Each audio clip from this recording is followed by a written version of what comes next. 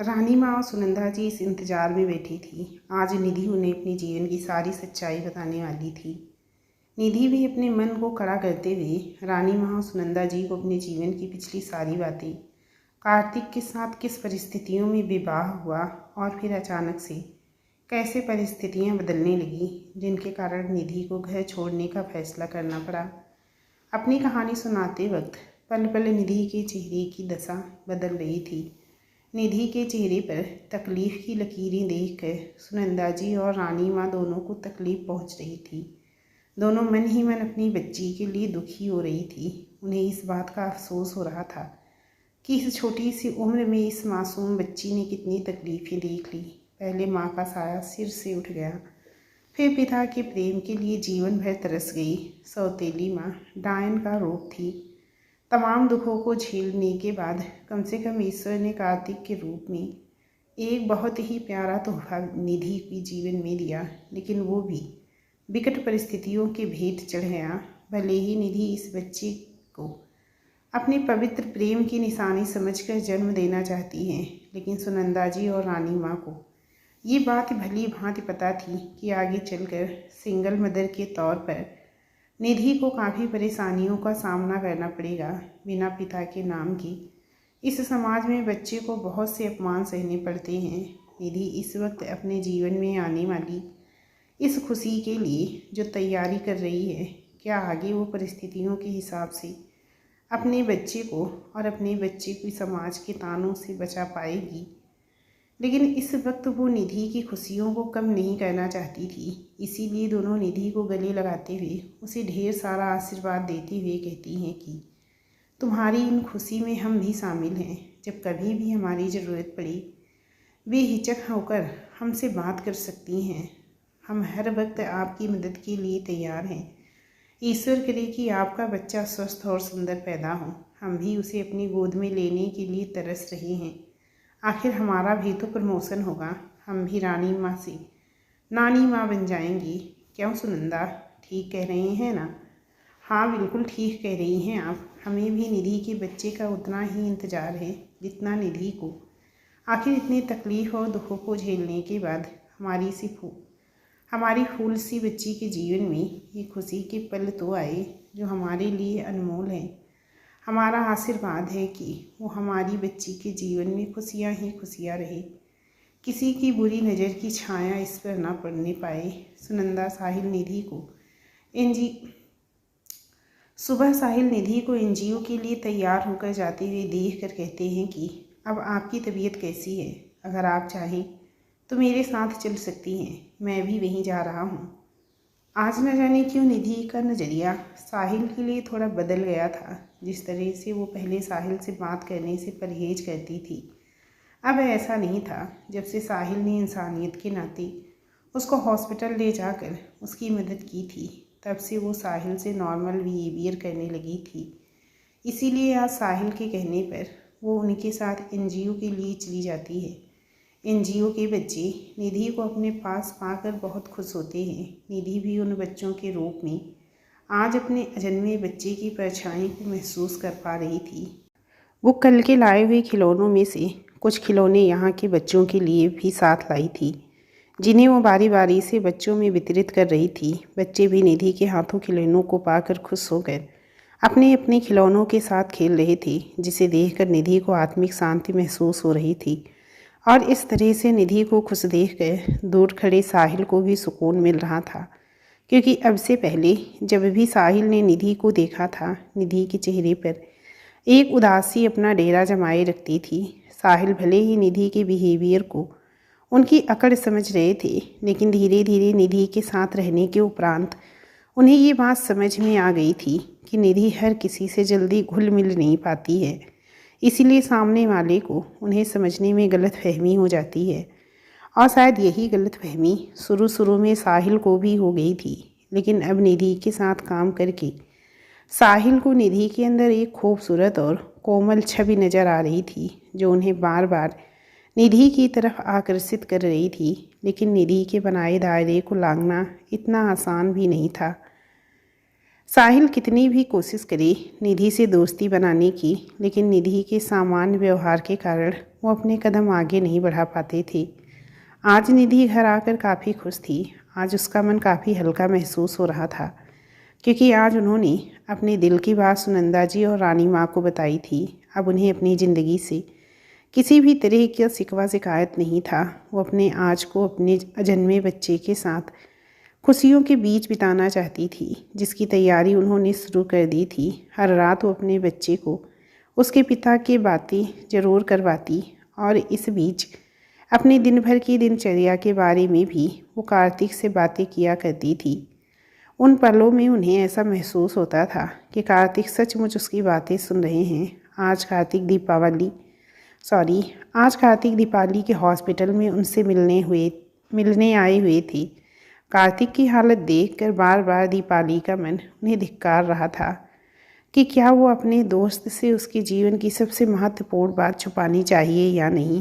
वहीं दूसरी तरफ दिमाग ऐसा करने से रोक रहा था, कहीं ऐसा ना हो कि सच जानने के बाद कार्तिक और भी ज़्यादा दुखी हो जाए, क्योंकि अब तक वो कार्तिक में निधि के वापस लौटने का इंतज़ार कर रहे हैं। लेकिन जब उन्हें ये बात पता चलेगी कि निधि उन्हें छोड़कर अपने जीवन में आगे बढ़ चुकी है, तो शायद कार्तिक ये सदमा बर्दाश्त ना कर पाएँ और हो सकता है अपने आप को नुकसान पहुंचा लें। कार्तिक की दोस्त डॉक्टर दीपाली अपने मन का गिल्ट दूर करने के लिए कार्तिक को समझाते हुए कहती हैं कि कार्तिक, तुमने तो अपने आप को निधि के जाने के बाद रोक रखा है, लेकिन अगर निधि अपने जीवन में आगे बढ़ चुकी होगी तो आखिर कब तक तुम उनके इंतज़ार में इस तरह अपने जीवन को बांध कर रखना चाहते हो? तुम्हें नहीं लगता कि तुम्हारे अलावा तुम्हारे इस जीवन पर तुम्हारी माँ का भी उतना अधिकार है? फिर तुम अपने दुख में उनको क्यों बेवजह तकलीफ़ पहुँचा रहे हो? भले ही वो तुमसे कुछ नहीं कहती हैं, लेकिन एक माँ होने के नाते अपने इकलौते बेटे को लेकर उनके दिल में भी बहुत से अरमान होंगे, जिनका ख्याल उन्होंने तुम्हारे जन्म लेते ही देखना शुरू कर दिया होगा। और आज जब उन्हें पूरा करने का समय आया तो तुम अपने दायरे में बंद उन्हें फिर से तकलीफ़ पहुंचा रहे हो। भले ही इस वक्त तुम्हें मेरी बातें सही ना लगें कार्तिक, लेकिन कभी अकेले में मेरी बातों पे गौर करना। जब तुम्हें पता चलेगा तुम अपने साथ साथ एक माँ के दिल को भी तकलीफ़ पहुंचा रहे हो। कार्तिक डॉक्टर दीपाली की बातों को बड़ी गंभीरता से सुन रहे थे और उन्हें डॉक्टर दीपाली की बातें सच ही लग रही थी, क्योंकि सचमुच उन्होंने अपने दुख में इस तरह से अपने आप को डुबो लिया था कि उन्हें अपनी माँ के जज्बातों की कोई फिक्र ही नहीं रह गई थी। लेकिन वो अपने दिल के हाथों मजबूर थे, क्योंकि निधि के अलावा उनके जीवन में किसी और के लिए स्थान ही नहीं बचा था। फिर वो किस तरह से किसी और लड़की को लाकर उसे तकलीफ़ में डाल सकते थे। कुछ देर की आपसी बातचीत के बाद कार्तिक दीपाली से विदा लेकर घर पहुंचते हैं। आज समय से कार्तिक को घर पहुंचा हुआ देखकर यशोदा जी उन्हें अपने पास बिठाते हुए समझाती हैं कि कार्तिक, हम सोच रहे हैं कि अब हम गांव चले जाएं। गांव पर भी हमारी पुश्तैनी ज़मीन जायदाद को संभालने वाला कोई नहीं है। इस बात तो हम तुम्हारे पास काफ़ी दिनों के लिए रुक गए, और जब तुमने अपने बारे में फ़ैसला ले ही लिया तो फिर अब हमें लगता है कि हमारा यहाँ कोई काम नहीं है। अब हमें गांव लौट जाना चाहिए। आखिर वहाँ की देखभाल के लिए भी तो कोई होना चाहिए जो हमारे ना रहने से बिखर रहा है।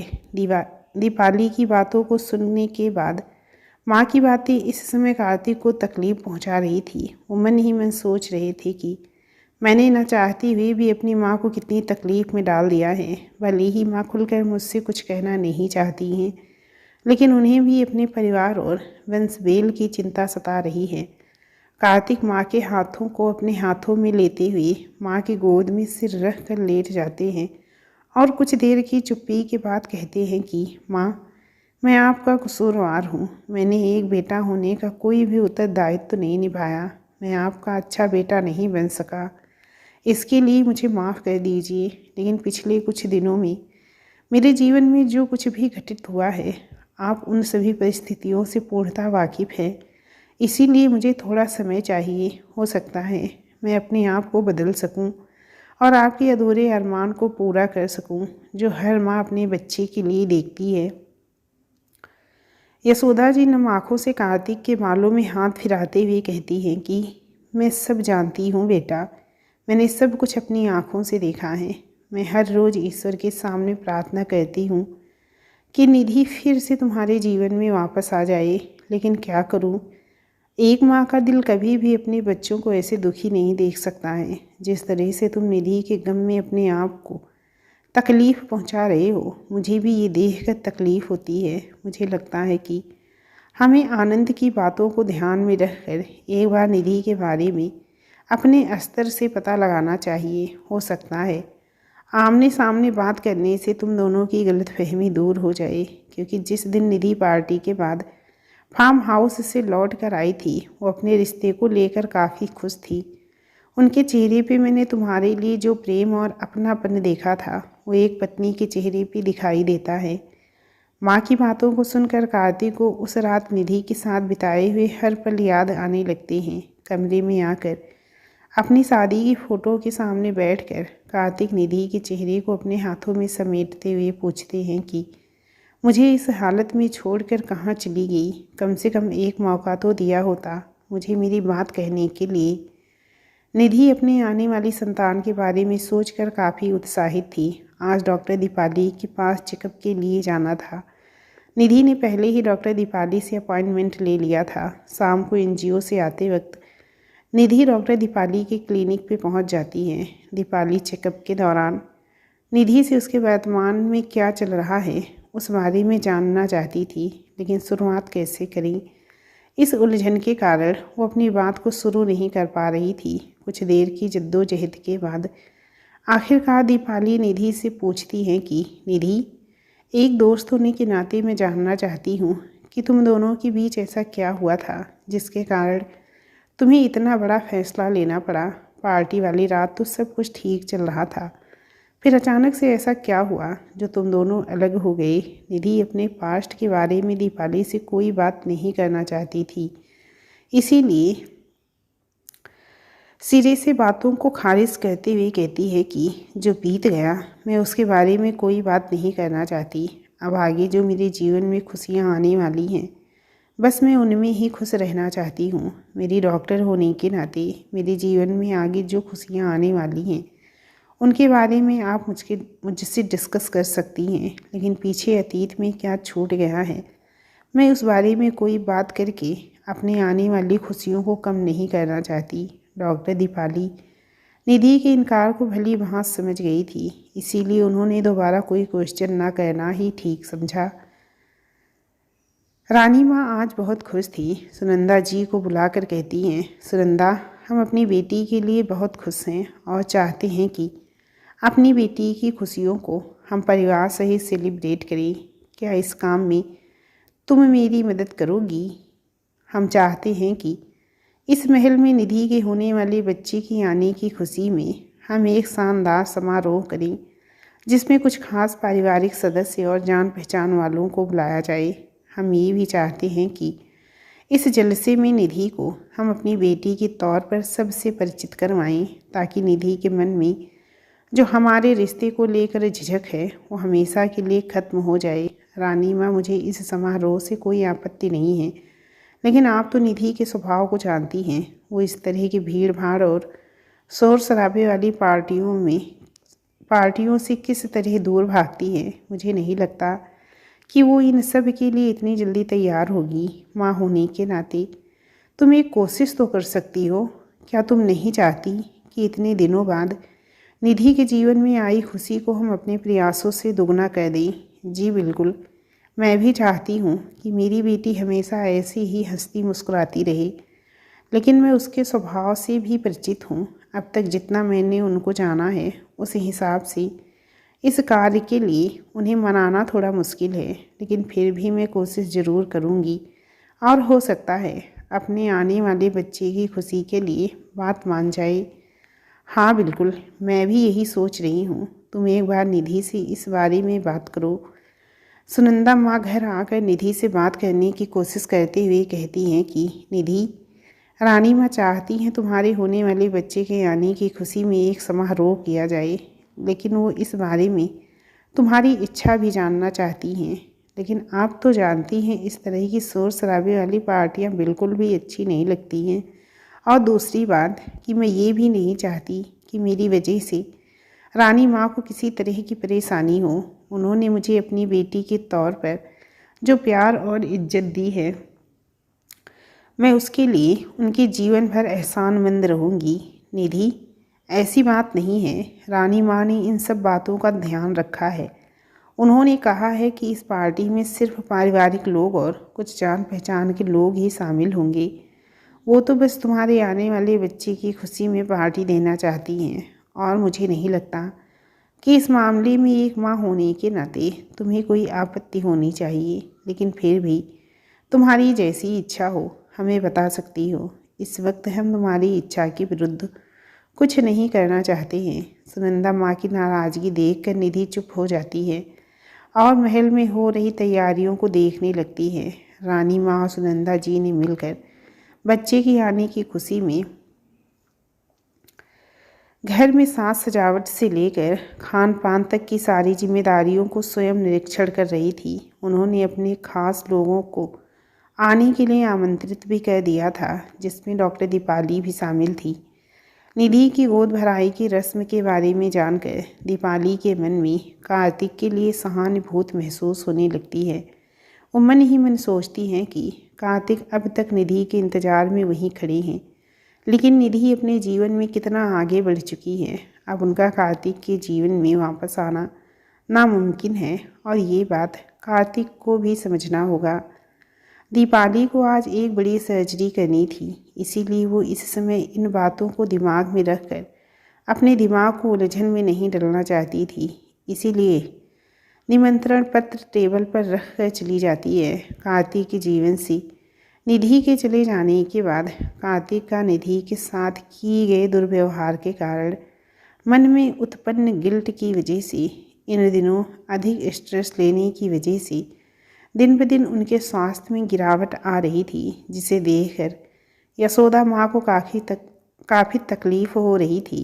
इस वक्त कार्तिक जिन हालातों से गुजर रहे थे, यशोदा माँ ये बात तो भली भांति जानती थी कि वो अपने स्वास्थ्य के प्रति लापरवाह हो गए हैं। इसीलिए परेशान होकर यशोदा माँ ने खुद ही उनके स्वास्थ्य परीक्षण करवाने की बात कही।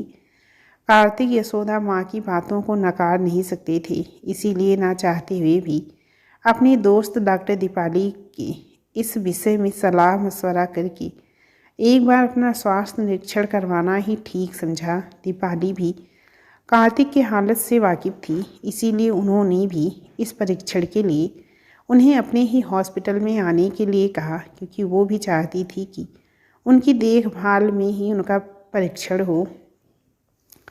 आज उसी स्वास्थ्य परीक्षण की रिपोर्ट लेने के लिए कार्तिक को डॉक्टर दीपाली के हॉस्पिटल जाना था। डॉक्टर दीपाली अभी अभी एक सर्जरी से खाली होकर कैबिन में फ्रेश होने के लिए आई थी। तभी नर्स ने निधि की प्रेगनेंसी रिपोर्ट लाकर दिखाते हुए पूछा कि मैडम, इसे कहाँ रखना है। थकी होने के कारण डॉक्टर दीपाली ने रिपोर्ट टेबल पर रखकर नर्स को जाने के लिए कहा और खुद फ्रेश होने के लिए वॉशरूम चली गई। यशोदा माँ के बार बार याद दिलाने के बाद कार्तिक भी आज ऑफिस से लौटते समय डॉक्टर दीपाली के हॉस्पिटल में अपनी रिपोर्ट लेने के लिए पहुंच जाते हैं। रिसेप्शनिस्ट से पूछने के बाद वो सीधे डॉक्टर दीपाली के कैबिन में जाकर उनका इंतज़ार करने के बारे में सोचते हैं। इस वक्त डॉक्टर दीपाली अपने कैबिन में नहीं थी, इसीलिए कार्तिक अपनी बोरियत दूर करने के लिए टेबल पर रखी फाइलों की तरफ नज़र डालते हैं। निधि की रिपोर्ट पर नज़र पड़ते ही कुछ पल के लिए उनकी निगाहें ठहर जाती हैं, और ना जाने क्यों बार बार मन में उस रिपोर्ट को जानने की अभिलाषा जगने लगी थी। लेकिन तभी डॉक्टर दीपाली फ्रेश होकर उस रूम से बाहर आती हैं और कार्तिक की निगाहों का अनुसरण करते हुए निधि की रिपोर्ट पर नज़र पड़ते ही हड़बड़ाते हुए वो रिपोर्ट टेबल की ड्रॉर में छुपा देती हैं। डॉक्टर दीपाली की अजीब सी हरकत को देखकर कार्तिक सहम जाते हैं। उन्हें अपनी गलती का एहसास होता है। वो कुछ देर पहले किए गए अपनी गलती के लिए डॉक्टर दीपाली से माफ़ी मांगते हैं और अपने दोस्त से अपने दिल की बात शेयर करते हुए कहते हैं कि ना जाने क्यों एक पल के लिए इस रिपोर्ट के ऊपर निधि का नाम देखकर मन में एक अनजानी सी जिज्ञासा उत्पन्न हो गई थी। निधि नाम मेरे जीवन का अभिन्न अंग बन गया है, जिसे मैं चाहकर भी भूल नहीं सकता। इस रिपोर्ट के ऊपर निधि का नाम पढ़कर मैं थोड़ी देर के लिए बहक गया था, जिसके लिए मैंने तुमसे माफ़ी भी मांगी है। खैर ये सब छोड़ो, तुम मुझे फटाफट मेरी रिपोर्ट दे दो, क्योंकि आज अगर मैं खाली हाथ गया तो माँ ना जाने मेरी क्या हालत करेंगी, इसका मुझे भी अनुमान नहीं है। दीपाली मुस्कुराते हुए कहती हैं कि तुम्हारे साथ यशोदा माँ बिल्कुल ठीक कहती हैं। तुम अपने स्वास्थ्य के प्रति इतने केयरलेस कब से होने लगे? क्यों, रिपोर्ट में क्या कोई बड़ी बात पता चली है? अरे नहीं नहीं, ऐसी कोई ख़ास बात नहीं है। बस स्वास्थ्य के प्रति लापरवाही और अधिक से अधिक तनाव लेने के कारण जो प्रॉब्लम हुई है, उसके लिए मैंने कुछ दवाई सजेस्ट कर दी है, जिनको नियमित लेने और खान पान दिनचर्या में सुधार करने से सब कुछ ठीक हो जाएगा। ऐसी कोई बड़ी बात नहीं है। दीपाली ने डॉक्टर होने के नाते कार्तिक का निरीक्षण भी करवाया और उनकी दवाओं और परहेज के बारे में भी उन्हें बताया, लेकिन एक दोस्त होने के नाते वो चाहती थी कि कार्तिक के मन का गिल्ट भी हमेशा के लिए निकल जाए, और इसके लिए कार्तिक और निधि का आमना सामना होना जरूरी है। निधि की गोद भराई की रस्म के बारे में सोचकर दीपाली एक फैसला लेती हैं कि वो इस समारोह में कार्तिक को भी अपने साथ ले जाएंगी। हो सकता है निधि को जीवन में आगे बढ़ता हुआ देखकर कार्तिक अपने गिल्ट को भूलकर अपने लिए भी सही फैसला ले सके, और ये तब होगा जब कार्तिक मेरे साथ उस समारोह में शामिल होंगे। कार्तिक और निधि के जीवन में आगे क्या होने वाला है? क्या कार्तिक और निधि एक दूसरे के आमने सामने आने वाले हैं? ये समारोह दोनों को फिर से एक दूसरे के पास ले आएगा, या हमेशा हमेशा के लिए दोनों एक दूसरे से दूर हो जाएंगे? जानने के लिए आप प्लीज़ अनचाही दुल्हन कहानी को पढ़ते रहिएगा। मिलती हूँ इसके नेक्स्ट चैप्टर के साथ। प्लीज़ आप लोग जाने से पहले कहानी को लाइक, चैनल को सब्सक्राइब ज़रूर करते जाइएगा। दोस्तों के इस कहानी का केवल लास्ट चैप्टर आना बाकी है, उसके बाद फिर नई स्टोरी शुरू करूँगी। तो प्लीज़ आप लोग हमारे चैनल पर अपना प्यार देते रहिएगा।